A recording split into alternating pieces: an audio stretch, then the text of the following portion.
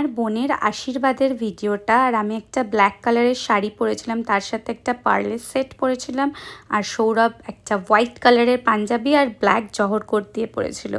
ওকেও ফাটাফাটি লাগছিল। আমাকে কেমন লাগছিল অবশ্যই কমেন্ট সেকশনে জানাবে।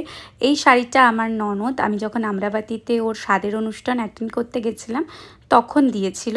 শাড়িটা তো আমার ফাটাফাটি লেগেছে, তোমাদের কেমন লাগলো জানিও। দেন বোনকে ফাটাফাটি লাগছিল, দেন চটপট করে খেতে চলে এলাম।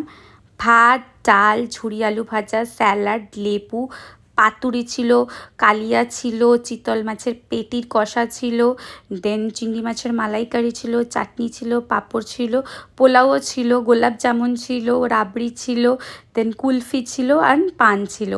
এখানে আমাদের পরিবারের সবাই একসাথে খেতে বসেছিলাম, বড় বড় সব টেবিল জড়ো করে, যেটা আর চুটিয়ে গল্প করছিলাম।